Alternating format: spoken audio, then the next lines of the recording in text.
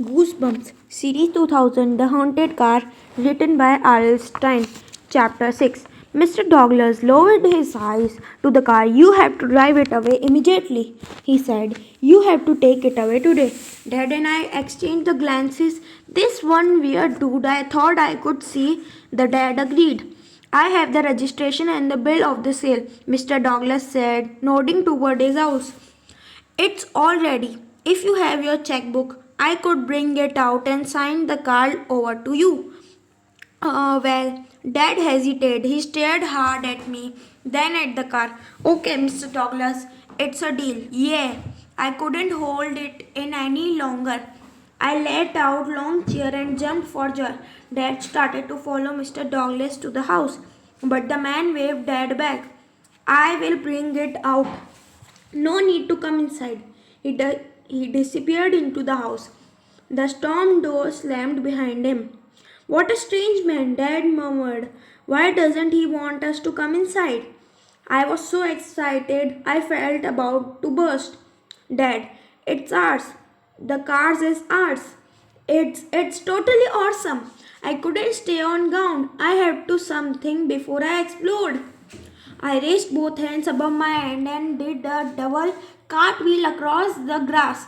But I misjudged the second cartwheel, pushed off a little too hard, and landed flat on my back. Oh, I started laughing. I couldn't stop. I just sprawled on my back in the grass and laughed. Dad laughed too. I am excited, he confessed. But I don't think I will try any cartwheels. He reached over and pulled me to my feet. I think we made a really good deal, Mitchell, he said, grinning happily. A really good deal? At dinner that night, I smeared spaghetti sauce all over my face and spilled my juice. I couldn't help it. I was so excited about the car, I couldn't control myself. Dad, can we take a long drive after dinner? I asked. Wipe your face, Mom replied. Are you eating the spaghetti or wearing it? Can we? I repeated, swiping the napkin over my cheeks and chin. Mitchell, we took a long ride this afternoon. Dad said, I have things I have to work on tonight. I know you love it, but we can't spend our whole life in car. Mitchell wants to live in the car, Todd exclaimed. That he laughed his head off as he had made a really traffic joke. Maybe I do want to live in car, I shot back, leaning across the table at him. So what? Todd grinned. Where would you go to bathroom? Dad laughed. That's not funny, Mom snapped. Todd's, we are at the dinner table, remember? How are a short ride? I suggested, just down the hill to the town and back. No, you have homework. Mom replied, certainly. School tomorrow, remember? I tore off half of roll and shoved it into my mouth. We are all very excited about the new car, Mom said, passing the spaghetti bowl to Dad.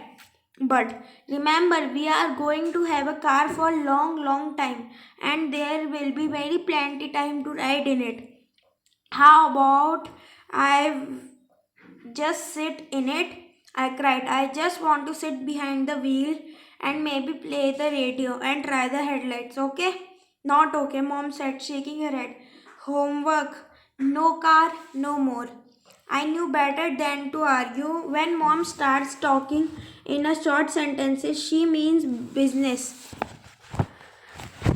The others kept talking as we finished dinner, but I didn't hear them. I kept thinking about the new car, about its silvery blue interior, the soft leather seat, the gentle, steady hum of its engine. Later, I tried to do some homework, but I kept jumping on and going to my bedroom window, leaning out to peer down at the car. Dad had parked in the driveway, and I could see it clearly since my room faces the front. A streetlight sent a rectangle of yellow light over the car, making the chrome bumper sparkle and sleek blue body glow softly like moonlight. I couldn't resist it. I had to go sit in the car. I crept out into the hallway. I made sure Todd wasn't around. A little snitch would tell mom and dad. I could hear music and gunfire and explosions from his room down the hall. I guessed he was playing video games. I made my way silently down the stairs, leaning hard against the wall to keep the wooden stairs from creaking. I could hear mom talking on the phone from the den. I stopped at the bottom of the stair where was Dad. Oh, I heard his angry cry from the back hall. I twisted around until I gripped him on his knees on the floor, tools spread around.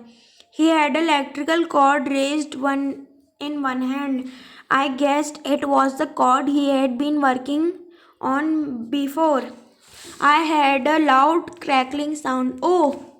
Dad cried out again. He dropped the cord and shook his hand furiously. The cord definitely not was fixed. Holding my breath, I turned and tiptoed to the front door.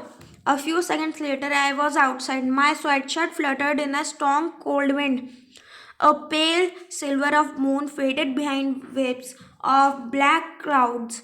I shivered too late to go back for a coat. I will be warm inside the car.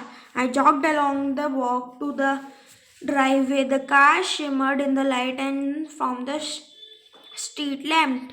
I stepped around the driver's side and grabbed the chrome handle. Go ahead, a voice whispered. Climb in.